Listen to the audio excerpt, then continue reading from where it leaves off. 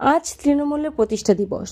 আজকের দিনেই প্রতিষ্ঠা দিবস পালন করা হলো। প্রথমে কেক কেটে প্রদীপ প্রজ্বলন করে দলীয় পতাকা উত্তোলন করে অনুষ্ঠানের শুভ সূচনা করেন। ওই মঞ্চে উপস্থিত ছিলেন কোচবিহার জেলার চেয়ারম্যান বীরেন্দ্রনাথ বর্মন, প্রাক্তন মন্ত্রী বিনয় কৃষ্ণ বর্মন এবং বিভিন্ন নেতৃবৃন্দ। 7 নম্বর ওয়ার্ডের কাউন্সিলর এবং 5 নম্বর ওয়ার্ডের কাউন্সিলর, বিভিন্ন ওয়ার্ডের কাউন্সিলর, যুব নেতৃত্বরা।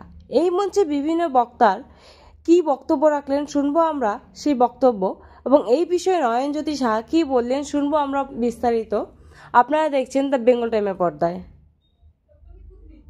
কংগ্রেসের ইন্ডোরে প্রোগ্রাম চলছে, কলকাতায় ইন্ডোরে ঘেরা জায়গায় ওরা প্রোগ্রাম করছে। আর আমাদের বর্তমান মুখ্যমন্ত্রী তথা দলের সর্বভারতীয় তৃণমূল কংগ্রেসের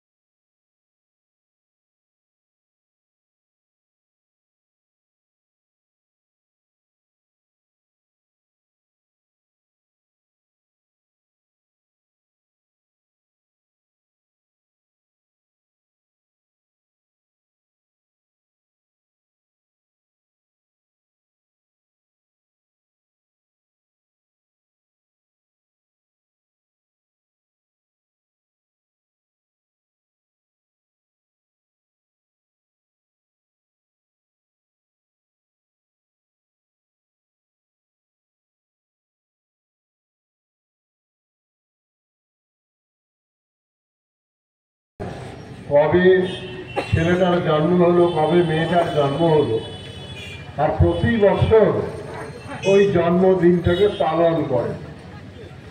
স্বাভাবিক কারণে আমরা যারা বা আপনারা তৃণমূল কংগ্রেস করেন বা আমরা করছি, এই জন্মদিন পার্টির জন্মদিন, দলের জন্মদিন, তৃণমূল কংগ্রেসের জন্মদিন, তৃণমূল কংগ্রেসের কর্মীরা নিশ্চয়ই মনে রাখেন বা স্মরণে রাখেন।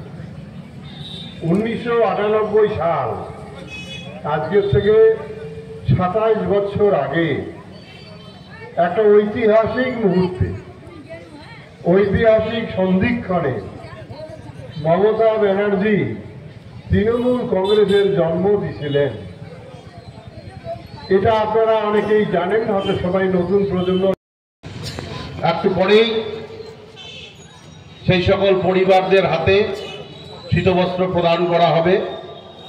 এই মঞ্চে উপস্থিত আছে আমাদের রাজ্যের প্রাক্তন মন্ত্রী এবং সাংসদ সম্মানীয় হিতেন বর্মন মহাশয়, দলের চেয়ারম্যান একটু আগে আপনাদের সামনে বক্তব্য রেখে গিয়েছেন, গিরেন্দা ওনার বিশেষ কাজের জন্য চলে গিয়েছেন। জেলার যুব সভাপতি, আমি প্রথমেই শহর ব্লক তৃণমূল যুব কংগ্রেসের সভাপতি বন্ধু নয়নজ্যোতি সাহাকে এবং তার টিম, গোটা শহর ব্লক তৃণমূল যুব কংগ্রেসের যে টিম, সেই টিমকে, মানিক ভাই থেকে শুরু করে যারা রয়েছেন জেলা কমিটিতে, প্রত্যেককেই প্রথমেই আমি ধন্যবাদ জানাচ্ছি। তার কারণ আজকের দিনটা আমরা যারা রয়েছি প্রত্যেকের কাছেই গুরুত্বপূর্ণ দিন।